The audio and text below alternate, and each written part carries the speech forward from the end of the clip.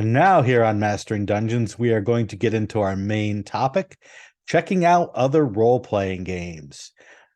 In our continuing series, yes, Teos, you are holding up that beautiful, beautiful book called Dungeon World. And that's the game we're going to be looking at now. So, we're looking at these other games as a reminder to compare and contrast them with D&D to show what they do that D&D doesn't, or maybe to show what they do that D&D does, to help players and game masters get a feel for what is great about D&D and what can be gained from looking at other games to bring into your D&D game. And with Dungeon World, we are going to start by asking, what kind of game is this? Well, I'm going to start with this sort of summary about D&D. D&D is a game where players know what they can do. It says pretty explicitly on their character sheet what they can do, and the die roll tells them whether they succeed or fail. It's pretty standard.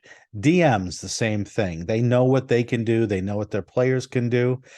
And D&D is great, and it's very broad in its application. It can support a lot of different play styles, but it does by design forfeit a little bit of storytelling and free form imaginative play because of the structure that the rules set on the game, especially in combat.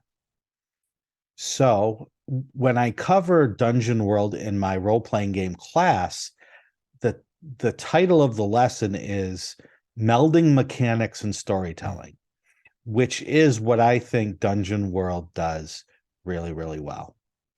I'm going to give you 3 quotes from the game telling the players and the game masters what the game wants them to do with it. 1, playing Dungeon World means having a conversation. Somebody says something, then you reply, and maybe someone else chimes in. 2, as we play, the rules will chime in too. They have something to say about the world. And 3, there are no turns or rounds in Dungeon World. No rules to say whose turn it is to talk. Instead, players take turns in the natural flow of conversation, which always has some back and forth. So, those are the 3 things that the game says that it wants you to take from it. What are your thoughts on that description? They're fascinating, especially when you really start digging into the rules themselves and the character moves, the game moves, because it really changes from the D&D expectations. Um, like the no turns around is really interesting, and it may just sound like, oh, it's abstract players, but it's more than that. It's the idea that it is really trying to drive play where the DM describes that initial scene, and then how it goes from there, who knows, because people may say very different things, and as they say those things that their characters are doing, then that translates to a move, probably, and that move Mhm. itself can trigger the result of the move, can trigger a monster doing something or not. But unless the DM feels that a monster must act, it's just the players acting. Mhm. And so Yeah. you by default aren't, it's not like everybody goes and then I the DM or GM goes. It's this sort of however the story goes. Mhm. And also that, and we'll get this when we talk about characters more, but the it's not a game of heroes. It's got a lot of Mhm. grit to it. Both Dungeon World and especially Apocalypse World that it's based upon has this gritty feel to it that actually, like, I spent all weekend thinking about it as I was really kind of reflecting on this game. That Mhm. you watch movies like the D&D movie or even Guardians of the Galaxy, where ostensibly they're opposed to one another, but reality Mhm. is they're always working together. They're just giving each other banter. And that's very Right. D&D-ish, right? We're all working towards a common goal. Here, it's more like one of those gritty shows where anybody could turn on anybody. That's the kind of play Mhm. they're driving. And so it's very individualistic, even while being a collective semi-cooperative game. Yeah. It's very, what do you want out of it? It's really fascinating. So we'll talk more about these pieces, but those are like, at the high level. When I look at this game, I go, wow, it's really doing things fundamentally differently. Mhm. Very true. We will get into a lot more about that in a moment. There's also, I wanted to mention that the GM advice that the book gives. The book asks the game masters to think of the game in these terms. When you sit down at the table as a game master, these are your tools. You describe the situation, you follow the rules, you make moves when appropriate, and you exploit your preparation. What is your agenda as the game master in Dungeon World? You are portraying a fantastic world, filling the characters' lives with adventure, and playing to find out what happens. And as we go through this, you will see that this is not just talk. This is not No. just, this is what we want you. It's they've designed the game to facilitate this. Yeah. Did you have anything you wanted to say? The agenda part, where it sort of says, here's what you do as GM, I found a bit underwhelming and uninstructive. Like I'm Mhm. like, okay, yeah. Well, what do I do as GM? And honestly, I find the same thing in Cipher System, where the Mhm. instructions to the GM are a bit like, you will respond to the players. It's like, cool, what am I doing? And it takes a Yeah. while to really read through all the rules to sort of figure out what your role is as GM, which isn't necessarily for everybody. When the players are driving that much action and you're in the back seat, it changes your role as well, which is interesting. Mhm. I agree in that it's very vague, but in this case, it's true. You just have to keep reading to figure out how and why it's true. Yeah, it's tucked in around So all the other bits rather than right, being, here's how you run a game. Yeah. yeah. So let's talk about the designers. So it's based on the game Apocalypse World, which was designed by Vincent Baker in 2010, with a new edition being released in 2016. Uh, there have been several Powered by the Apocalypse games since Vincent Baker made it free to use the rules and adapt them. So Avatar: The Last Airbender, right? That huge multi-million dollar Kickstarter uses Powered by the Apocalypse. And Vincent Baker gets nothing. And that's okay because that's what he wanted. Yeah, and I hope Vincent Uh, Baker never needs a GoFundMe for medical bills, because then exactly. then that opinion might change. But it is one of the reasons why in the indie world you see a lot of Powered by Apocalypse, because it's a pretty Mhm. interesting, fun indie style RPG that you can really build off of, as Dungeon World did. Yeah. Yeah. Monster of the Week is another game that's been out recently that people love that uses this. And we'll talk about why so many people have used it, not just because it's free to model on, but because you can do a lot of fun things with it. Uh, Dungeon World specifically was released in 2012 by Sage Latora and Adam Coble. It was a what they call a love letter to D&D. So it's a pretty direct translation of D&D into the Powered by the Apocalypse system. You can get the rules online for free at dungeonworldsrd.com. So those that out of the way, let's talk about the game. It being a model of D&D, it has many of the things that D&D has. It has classes, it has races, but instead of sort of building your character piecemeal, you get what they call a playbook. And that playbook does give you some choices for what you want your character to be, but those choices are pretty slim. So if you want to be a fighter, you take the fighter playbook. Within that playbook, you can choose to be an elf or a halfling, but it gives you just a little bit of difference between a human and an elf or a human and a dwarf. a small move, one small power, but that's it. Not these huge, uh, diverse changes that we see from building upon species in other games. The attributes are also like D&D. You have strength, dexterity, constitution, intelligence, wisdom, and charisma. And those scores in each ability translate to a modifier ranging from -3 to +3. So things that are based on strength, if you have a high enough strength, you get that +3. You will add 3 to your rolls because of that. The special things that your characters can do within the game are called moves. And moves are what make Dungeon World and Powered by the Apocalypse games sing, because each move is different. Each move specifies something that the game expects you to do. But within a move, there is a lot of storytelling ammunition. Mm, So it's not just succeed or fail. And There then is a wide range. before we dig deep into moves, one other thing that characters have is Mhm. bonds.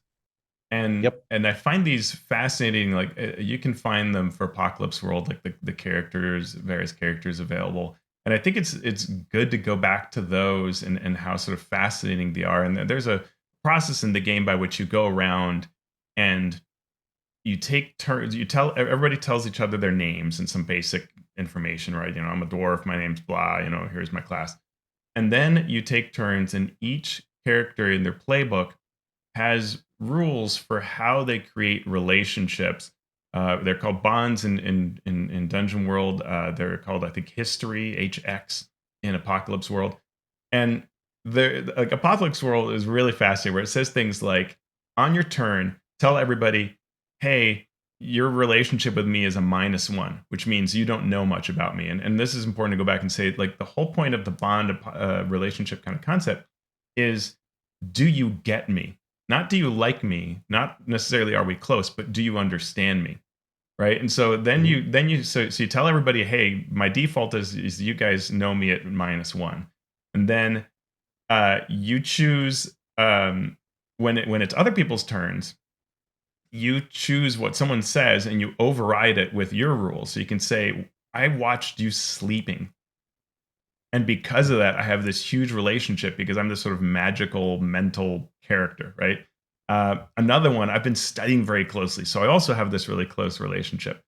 And you can override other people's what other people have said that you get for them. You can change that in secret, but then it will play out over time, right? And you will say Yep. some amount of it up front so they kind of get a concept like, hey, you've, slept in my presence, in a time when I watched over you, and you can kind of create that story.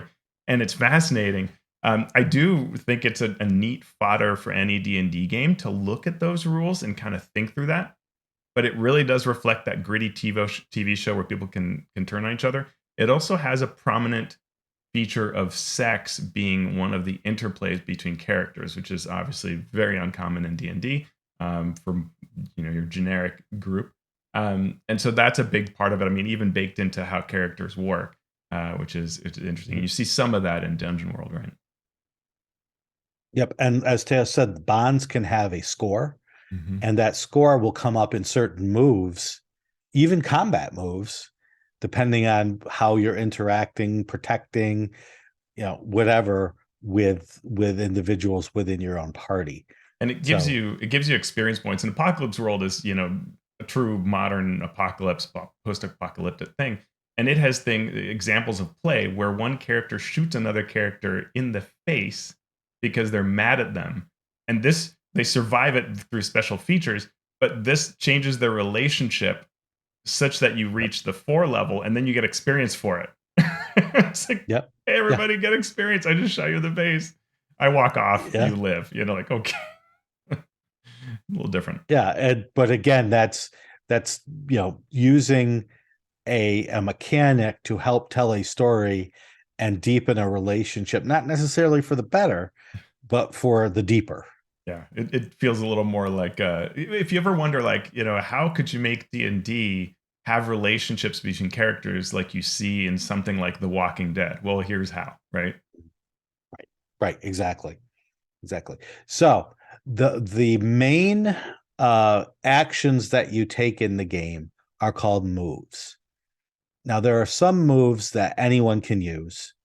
Some moves are very specific to a character's class, or even a character's class plus race. Many of the moves, when you roll to see how well you do with this move, is rolling 2d6 and then adding a modifier. So, for example, hack and slash is probably the most common move in Dungeon World. It is attacking something in melee. So the move says when you attack an enemy in melee, roll plus strength. So it's those 2d6 plus your strength modifier. Now, this move is emblematic and format wise relevant to most moves in the game. So if you get a 10 plus, you deal your damage to the enemy and you avoid their attack. At your option, you may choose to do an extra 1d6 damage, but expose yourself to the enemy's attack. Mhm. So you're taking a risk. Maybe if I do this extra 1d6, I can actually defeat the enemy before they attack back. However, if I miss, or if I don't, Mhm. they're going to be able to attack. So that's on a 10 plus. On a 7 through 9, you deal your damage to the enemy, and the enemy makes an attack back against you. And then obviously on a 6 or less, you miss. And that miss can So have a detrimental effect, right? for sure. So that's just one move, and there are many common moves.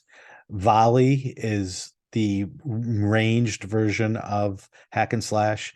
There's defy danger, defend, spout lore, discern realities, parlay, last breath, carouse, recover, make camp. End of session is a move. Level up Level up. is I a mean, move. Yeah. and I think that what's So fascinating yeah. is the game is trying to say, like, level up is obviously mechanically inspired. Like, you reach X XP, you can now use the level up move. But Mhm. even like hack and slash, what it's trying to get to is it's trying to say, hey, we're in the temple with these creatures, and you go, I'm gonna go run up and try to stop the three coming towards me, with my axe. Okay, that sounds like hack and slash. Do it, but it's trying to get the player to not say, I go up to the goblin and I use hack and slash, right? It's Mhm. trying to say, Correct. the game is trying to say, you tell me what you do, and then we'll use a move that's appropriate.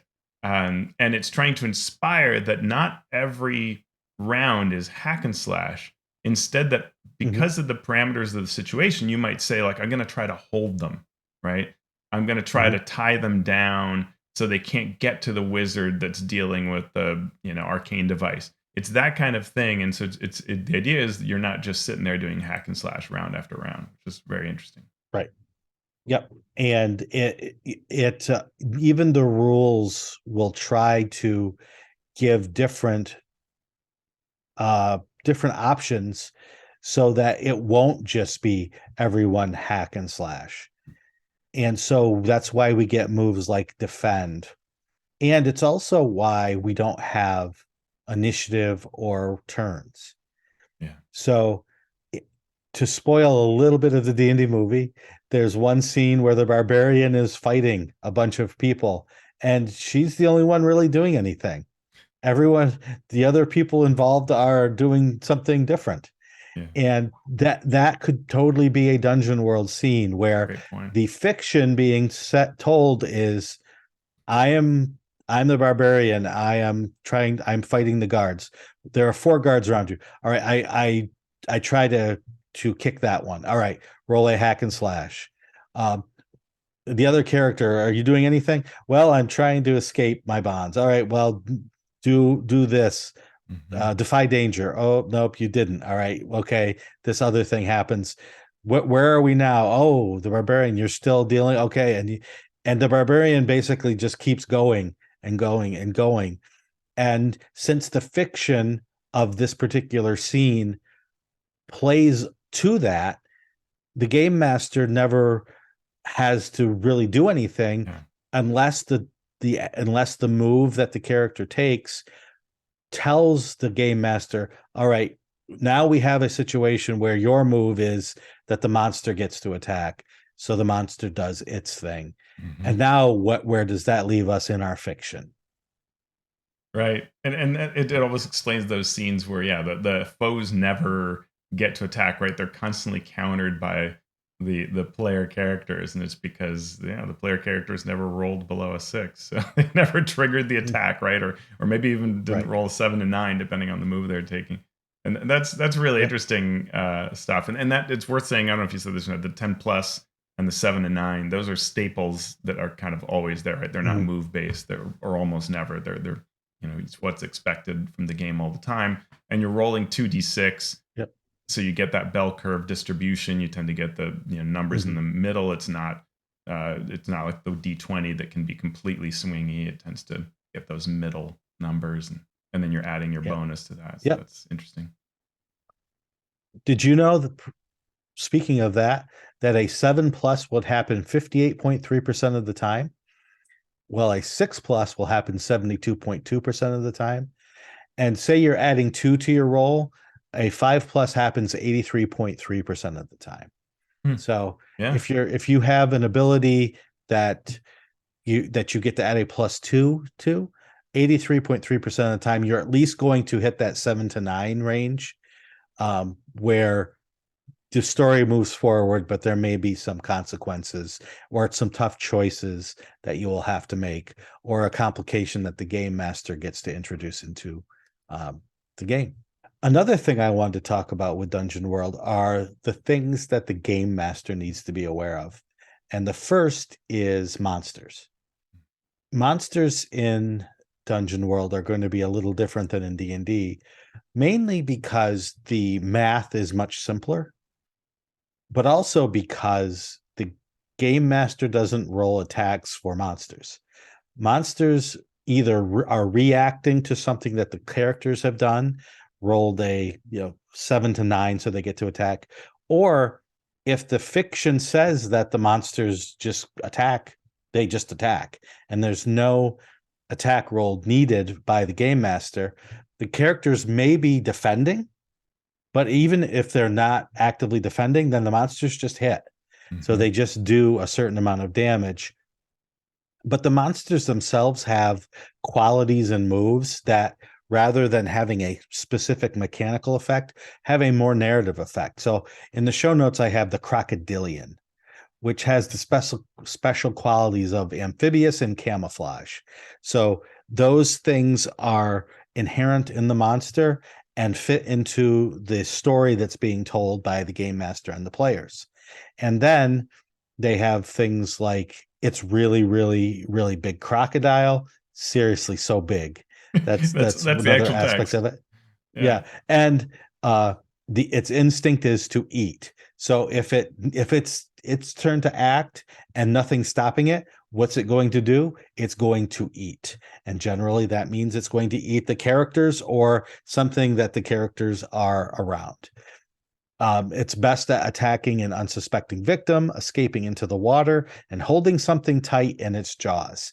There's no role for this. It's just this is what it does. Unless the characters are defying danger, defending, or doing something to stop it from doing what it does as a monster. And I love that simplicity of everyone's sitting around, nobody's saying what they're doing. Well, the crocodilian knows what it's doing. It's biting you, and here's the damage. Now, what do you want to do? You still going to stand around? Because guess what the crocodilian wants to do?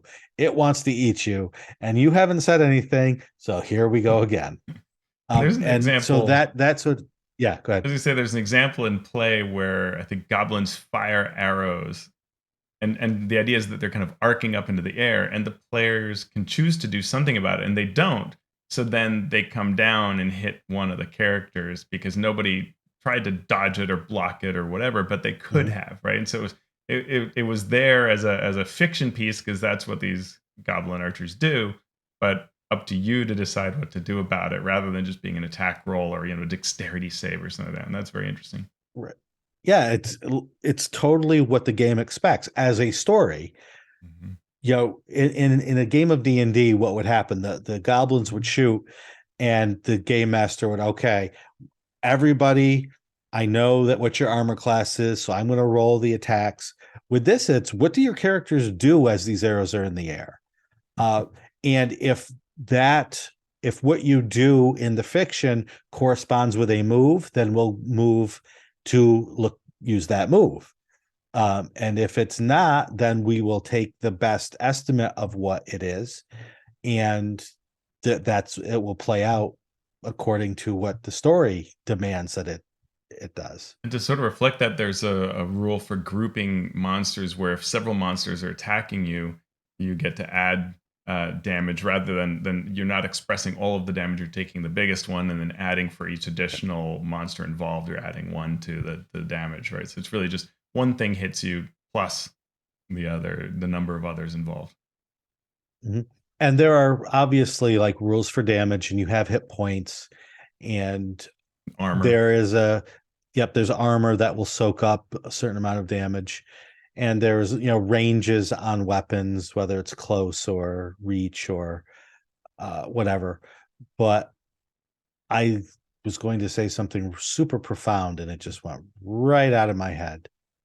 It was something about, oh, you could also take, it's sort of advantage, but for damage. Mm. So, if you're hitting, but you're not hitting hard, it may be roll 2 dice for damage, take the lower, that sort of thing. So it tries to balance out the fiction with sort of a less lethal rules mechanic to give the characters the chance to do things. Yeah. Yeah. And the other thing that is expressed in the game, which I like and can be translated to other games, are what they call fronts. Mm. So fronts are the overarching plots that the characters are likely coming up against. So they give an example of fronts like the Horde, or a nefarious organization, or a mystical location. And those are the grand plots that are driving the adventures. And within the fronts, you have parts of the fronts are the trouble. These are how the fronts express themselves in the game world, right? The Horde is there. It's moving toward civilization. So you're going to have advanced scouting groups that are the trouble at this point. And within those fronts, you can also create moves. So unless something is done to stop a front from continuing forward, then the game master can take the move of whatever the game master wants to express, but it's likely right. Scouting party attacks village. If it's a nefarious location, it might be pilgrims kidnapped by cultists, right? And so these things happen and keep going on. The world keeps moving until the characters do something in the story to stop that from happening. Yeah, it's a neat concept. Mm-hmm. And so you can use that in any D&D game, and it sort of reminds me of Gumshoe, in that sense where think 3 steps ahead, and that gives you some fun to play with down the road and gives your characters choices about which way to go, how deep to dig into each problem that you're presenting. Do they want to follow this one thread all the way through, or do they want to go 2 steps in this direction and then move off and try to deal with this other front, this other problem, or this other line of inquiry in terms of Gumshoe?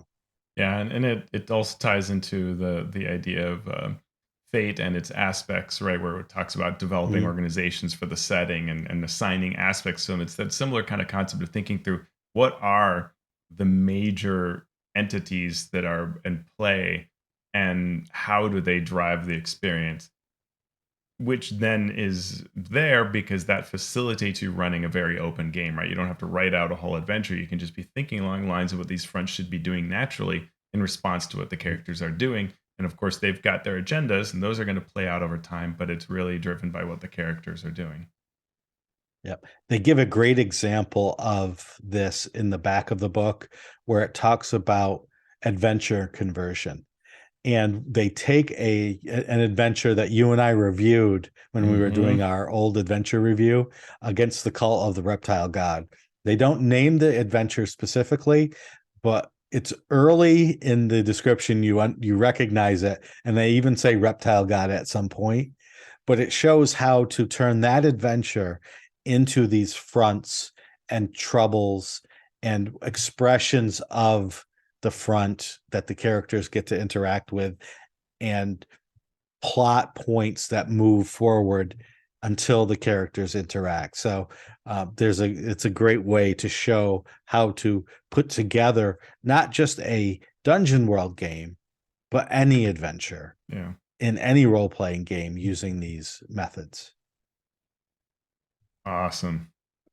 Last but not least, you can get this role-playing game right now at Drive-Thru RPG by just searching on Dungeon World, or you can go to dungeon-world.com, where they have links to not just the game, but also the print publication and free material, free supplemental material, like playbooks that you can get for your games. Yeah, and I find it fascinating to go back to Apocalypse World and look at its basis, because it is so different in how it approaches things from the typical D&D heroic aspects. So I think that's worth looking at. Yep. You can get Apocalypse World at Drive-Thru RPG as well. Yeah. So with that, we will shut this mother down. But before we do, I want to say thank you to everybody who's listening out there. Thank you to our patrons, our Master of Dungeons supporters. We appreciate your support more than we can say. Our Master of Realms supporters get a shout out in our show notes. And our Masters of the Multiverse, they get a thank you right now. Craig Bailey, Steve Bissonette, Evil John, Darren Chandler, Andy Edmonds, Ben Heisler and Paige Lightman, Sean Hurst, Brian King, Travis Lee, Post Fiction RPG Audio, Eric Mengi, The Micro Ant, Sean Molly, Falcon Neal, Chance Russo at Drago Russo, Krishna C. Monse, Joe Tyler, Matthias Valero at Twin Portals, James Walton, and Graham Ward. Thank you, and thank you to our listeners. If you like the show, please do consider supporting us via our Patreon at patreon.com/masteringdnd. And if you get a chance, also leave a review on Apple Podcasts or wherever that you listen to this show. You can also go onto YouTube and subscribe to see our beautiful faces as we talk. Speaking of beautiful faces, Teos, where can people find you? Oh, find me at alphastream.org. Read all about the D&D Summit and all that is taking place there. You can find me on Mastodon and sometimes on Twitter. Where can we find you, Shawn? I'm still on Twitter at Shawn Merwin, and the podcast is there at Mastering D&D. The show is also on Mastodon at Dice Camp, and I'm on Mastodon at Tabletop Social. Our community can ask us questions via Patreon or via the YouTube channel called Mastering Dungeons. So, Teos, now that we are done recording and we are all dungeoned out, what are we going to do now? Well, we're going to describe our moves one after the other endlessly so that the monsters never get to go. Maybe even other players. It'll just be our character doing everything all the time, like Holga, just constantly acting. Never. That is great until you continue to roll a 7 or less and get the only one getting attacked. And I'm going to run away from the crocodilian because they like to eat.